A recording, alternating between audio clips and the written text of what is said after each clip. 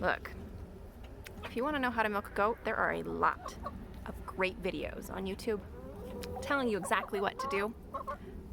But this isn't one of those videos. This video will tell you what not to do so that you can avoid a whole lot of problems and maybe even injury from milking goats. It'll definitely save you some heartache. So, things not to do when milking goats. First off, when you're milking a goat, you need to make sure that you've got a good goat for your hand size. I mean, this is something that's mentioned in a couple of other videos, but really, like, I've got normal sized hands, at least I think they're normal.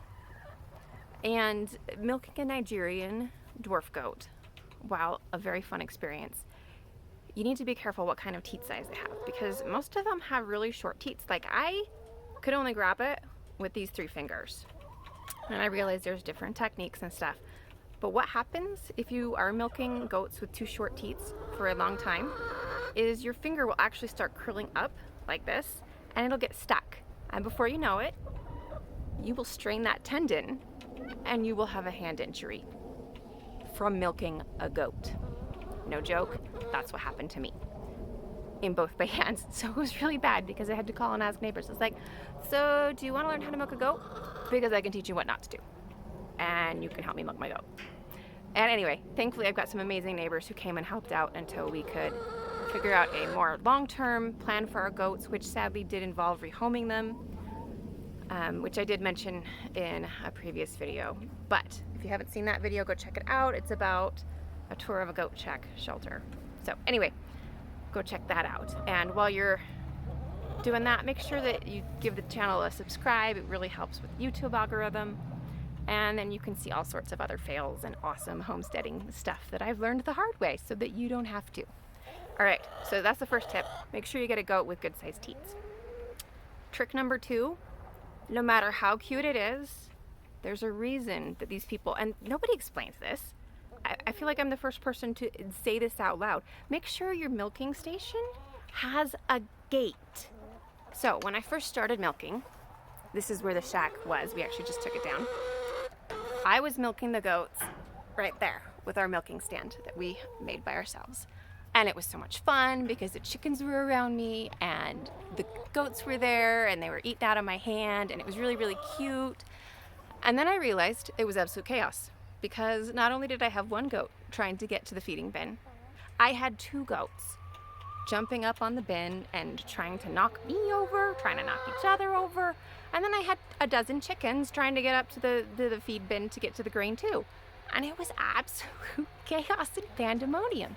So, when people tell you to get a milking stand, what they really mean is, sorry, it's really bright, get a milking stand behind a gate so that you can control which animals have access to being milked and to the grain. So what we did is we've got a little play area with a gate. It's actually open right now because growing season is over, so I'm letting the chickens eat whatever they want, and most of the weeds are gone. Still got a little patch right here, but working on it pretty well.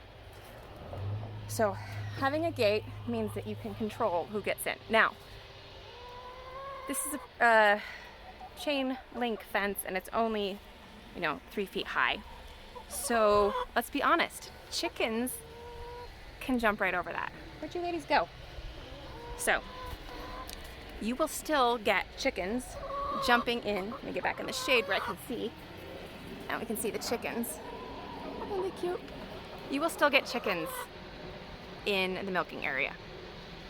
I mean, they can fly. Chickens can fly. We experimented with clipping the chickens' wings, and even then, we tried clipping one wing, we tried clipping both wings. They can still get enough thrust to jump a 3-foot fence. Easy. Well, not all of them. It's the more athletic Americanas were able to do it. Some of the other breeds, the Rhode Island Reds can do it. The Buff Orpingtons, one of the 2 can do it. The other one is too broody and chunky she's like, I'll just wait for the gate to open. But by having the gate between most of the animals and the milking station, you're going to prevent so much problem, so much chaos. You're going to prevent chickens on your head. chickens on your lap. You're going to prevent a goat on your lap with a chicken on its back. So yeah, have a gate. Now, if you don't have a gate, what you'll want to do is in your goat shack, like if you want to build a goat shack, build it bigger than a 2x2, 2 pallets by 2 pallets. That's what we had. It needs to be bigger than that. You're going to want to probably at least 3x3 would be my guess when we looked at replanting and adding in a milking station in the shelter. And then you'll want to make it taller. So, because yeah, I hit my head on that thing all the time. I'm really glad I didn't have a concussion. So, yes, if you don't have a gate, build an artificial one in your shelter. Even when it was rainy here, because I mean, I've been milking outside, it's summertime.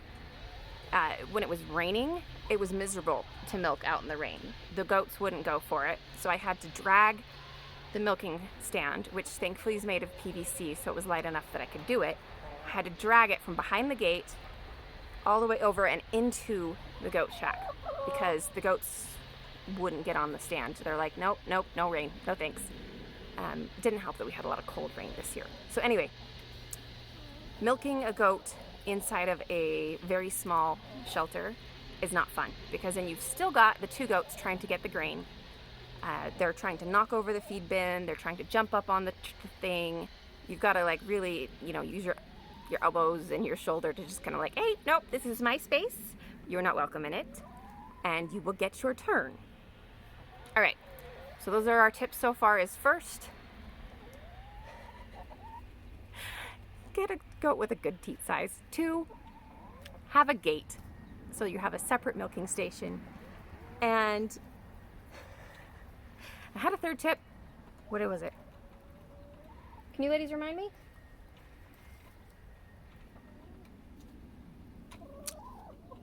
Okay, so let me tell you some more fails. Okay, so 3rd thing is you need to make sure that you've got a feeder on the end of your milking station that doesn't come off. And it needs to, you don't want it to come off. I really like the fence feeders with the carabiners on the end. I did have to use some ties to get it to attach to the milking station, but that was okay. Because when I was using the bins that hooked over a 2x2, the goats could knock that off. And so I'd pour in the grain, especially when I had, out here and they weren't in the gated off area. They'd knock it right off and just eat the grain off the floor. And I was like, you're supposed to be pickier than that. Why aren't you? But they just went for it. So, another thing not to do when milking goats is don't mess with the order. If you've got an alpha goat, milk her first. Then milk the other goats. If you mess with the order, it will cause fights, even if you've got pretty docile goats. I made that mistake the first few days with Katana and Clover. I had been told that Katana was the alpha goat, and she was. And I thought I was being super nice and super awesome and super progressive goat owner by taking turns with who went first. So in the mornings, Katana got milked first, and in the evenings, Clover got milked first. And I thought that way it's totally fair because, Katana didn't fill up with milk as fast, and I thought it'd be really nice for Clover. Nope. Caused a fight. And it wasn't like a super bad fight, but they did get to the point of butting heads, and it was hard enough that I did have to get out my little first aid skills. Thankfully, I'm a nurse, and they were fine, and it just needed a little bit of cleaning and a knock it off, you two kind of thing, and they worked it out. But the biggest thing in helping them work it out was going back to, okay, Katana is the alpha goat. She gets milked first. So if you've got an alpha goat, and you do, figure out which is your alpha goat and milk her first. Okay? And don't change it. Don't think you're being cute. You're just going to make them fight because they're going to try and refigure out it's not chickens, so it's not a pecking order, but the goating order? Whatever. Anyway, those are my tips. And remember, please, please, please, the gate. The gate is the biggest thing. And if you don't have a gated off area, build one in your goat shelter and build a gate so that the goats aren't jumping on it, standing on it. Because when I did leave the milk stand in the goat shelter, because it was raining, they pooped all over it and I had to clean it because that was just gross. So make sure it's in an area that they can't just get to and climb on and use it as a toy. and you'll be much happier and you won't strain your hand milking your goats. So remember to subscribe, and if you found this channel funny, please give it a like. I'm sorry I don't have any footage of it. I couldn't figure out how to hold a stick while being mauled by 2 goats and 12 chickens. So I apologize, and I will catch you guys later.